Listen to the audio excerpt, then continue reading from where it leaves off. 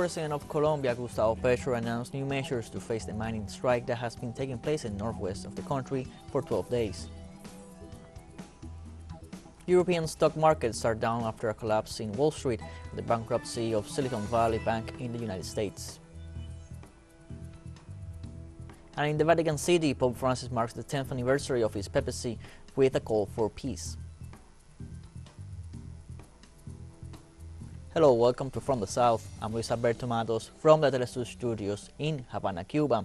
We begin with the news.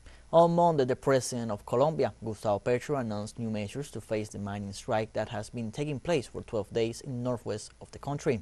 The President announced that the illegal use of yellow machinery will be controlled at the national level, and operations to destroy large dredges owned by illegal mining mafias, which are destroying the territory, will be intensified. On the other hand, the head of state pointed out that the public forces that arrive in the zone will be maintained to guarantee the supply of food and medicines and the attention of patients in healthcare centers.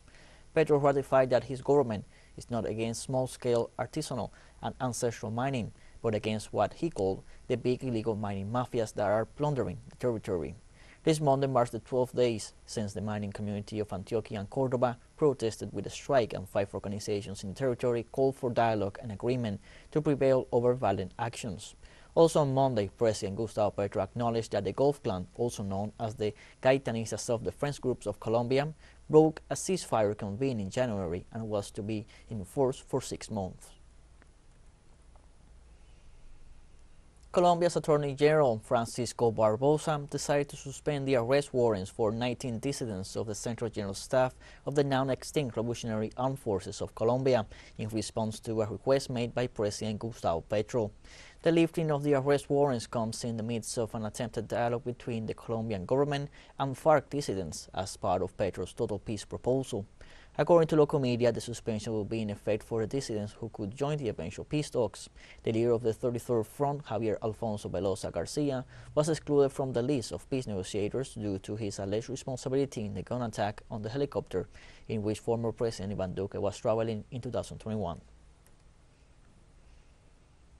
Mexican President Andrés Manuel López Obrador announced a visit by U.S. Special Presidential Envoy for Climate, John Kerry, at his morning press briefing.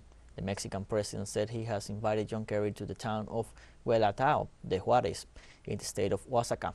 López Obrador said the invitation was made on the occasion of the birth anniversary of former Mexican President Benito Juárez, who had good relations with the U.S. President Abraham Lincoln. López Obrador said that in his next meeting with Kerry, they will be reviewing progress made in projects for generating renewable energy with solar panels and windmills.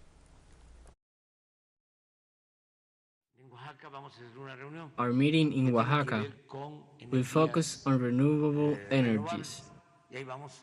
There we will discuss the Sonora Plan, solar parks, wind parks, everything we are doing in that direction. That will be on March 21st. In Mexico, at least 11 people were killed and another wounded in a bar shooting carried out by criminals. According to local media, several unknown assailants entered a bar in the municipality of Apaseo in the Guanajuato region, and without saying a word, they started shooting. According to reports from local law enforcement, survivors have been taken to the nearest health center. The area houses an oil refinery and car assembly plant, which have attracted organized crime, despite promises by President Manuel López Obrador to fight it. Federal authorities believe the spike in violence may be due to the capture last August of Jose Yepes, known as El Marro, leader of the Santa Rosa de Lima cartel, a powerful criminal group dedicated to fuel theft. The International Conference for the Normalization of Relations between the United States and Cuba held this weekend in New York City, resulting in a strong declaration in favor of the sovereignty of the Antillean people. The demand to remove the U.S. blockade imposed on the island was unanimous, as well as the demand to eliminate all financial and travel restrictions. Important voices such as U.S. Congressman James McGovern from Massachusetts, Cuban-American activist and leader of the Solidarity Movement, Bridges of Love, Carlos Lasso, and academic William Leo Grande, among others, agreed that the inclusion of the Caribbean nation on Washington's list of countries sponsoring terrorism constitutes a major injustice, as it deprives Cuba of equal access to financial markets. The meeting also became a key opportunity to showcase Cuba's reality along with its efforts to move forward in the midst of an extremely adverse scenario. Bolivian Minister of Hydrocarbons and Energy, Franklin Molina, criticized recent statements made by the head of the U.S. Southern Command, Laura Richardson, who regarding the exploitation of natural resources in the so-called lithium triangle formed by Argentina, Bolivia, and Chile. In declarations to local TV, Molina rejected the interference of any foreign state in the industrialization of Bolivian natural resources. The minister emphasized that the process of industrialization of lithium is part of a sovereign decision and needs no consultations with the International Monetary Fund, the World Bank, or any northern country. These comments come days after Richardson spoke about China's increased capacity to exploit Latin American resources through increased investment in the region. The Bolivian minister regretted that the U.S. authorities are unaware of the Latin American reality and continue to call the region its backyard. Let's take a short break, but first remember you can follow us on TikTok at the account at teleSUR English, in which you'll be able to see news in different formats, news updates, and much more. All the stories coming up. Stay with us.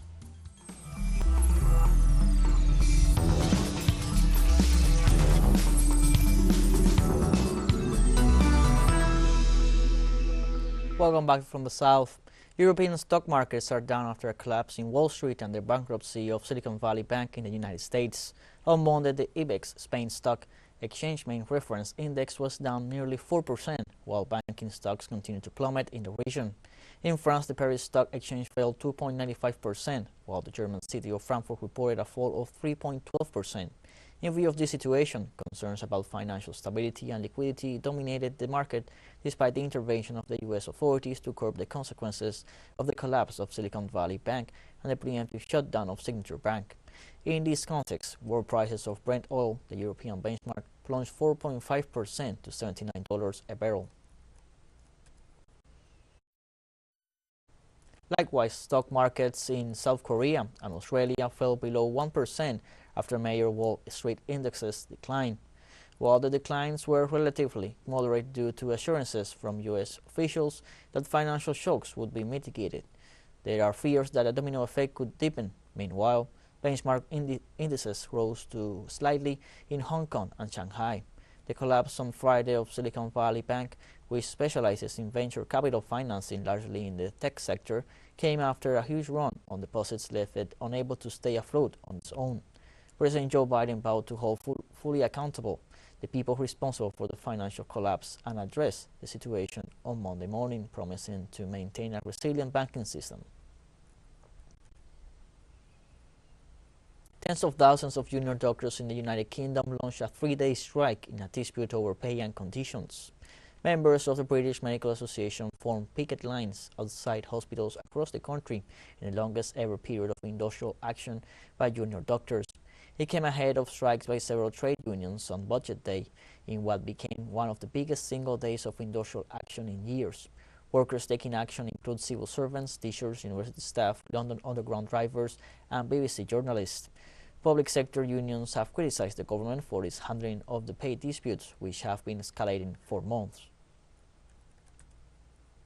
In France, garbage collectors and workers at incinerating plants in Paris have been on strike since March 7th to protest the government's pension reform.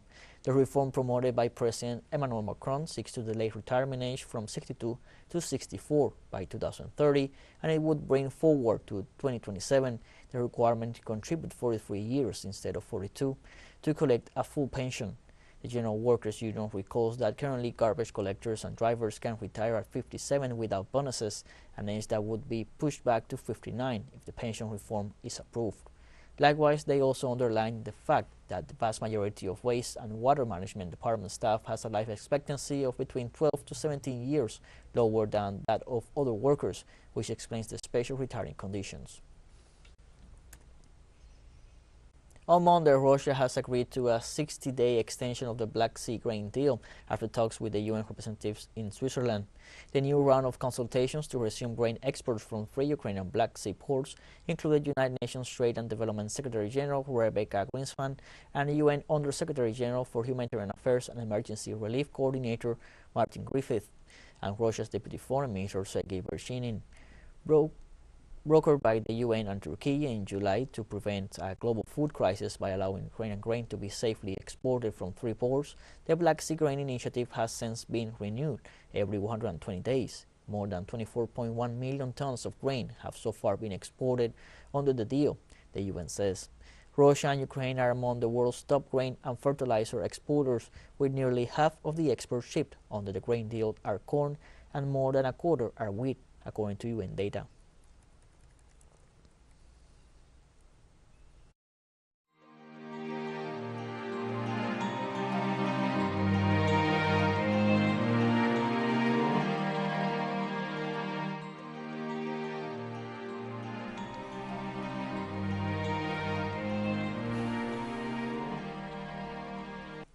The Vatican City, the highest authority of the Catholic Church, Pope Francis, has asked for peace as a gift on the 10th anniversary of his papacy. In March 2013, Jorge Mario Bergoglio, then Argentina's Cardinal and Archbishop of Buenos Aires, became at the age of 76 the first non-European to be elected to the highest position within the Catholic Church. This was also the first time a Jesuit assumed the pontificate and took the papal name of Francis. On Monday, when asked about his 10-year anniversary as Pope, Francis stated in an interview that the only gift he would wish for is peace.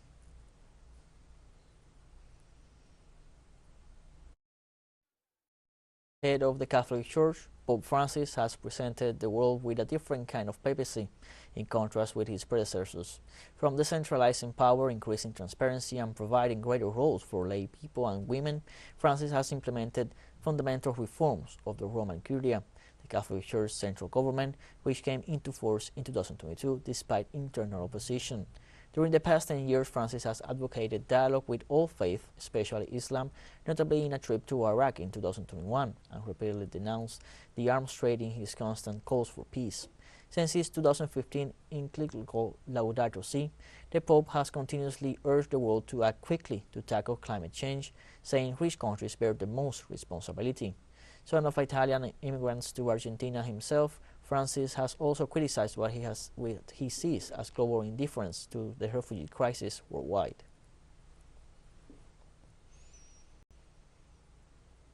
teleSUR English continues to grow. You can now tune in from 33 different African countries through StarSat, dial 461, and enjoy our Latin American alternative broadcast.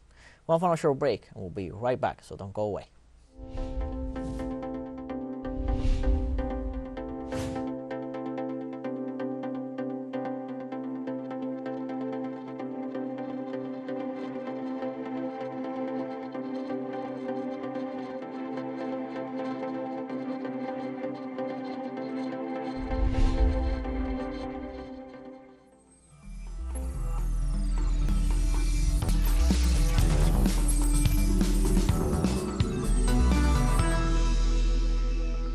Welcome back from the south. On Monday, Iranian authorities pardoned 22,000 people who participated in the recent anti-government protests. The head of the Iranian judiciary, Gholam Hossein Mohseni, said the measure takes place on the eve of the holy month of Ramadan for Muslims. The official added that those now pardoned did not commit theft or violent crimes. In addition, the head of the judiciary detailed that Tehran has so far granted amnesty to more than 82,650 prisoners or defendants. Last September, a wave of protests erupted in Iran following the death of Mahsa Amini, a 22-year-old woman who was in the custody of the so-called morality police for wearing her hijab incorrectly. According to the authorities, the protests were promoted by Western countries. On Monday, Tunisia's lower house of parliament resumed its functions a year and a half after the country's legislature was suspended and later dissolved. The Tunisian parliament held its first session since the president of the country, Kais Saied, froze its activity in mid-2021 to later announce its dissolution in March 2022. The main items on the parliamentary agenda will be the election of the president and his two vice presidents. According to local media, those elected by the people will also consider several draft laws in the economic sphere. The elections, in which 262 candidates ran for 131 seats, were held between December and January, and with a 11.3% turnout.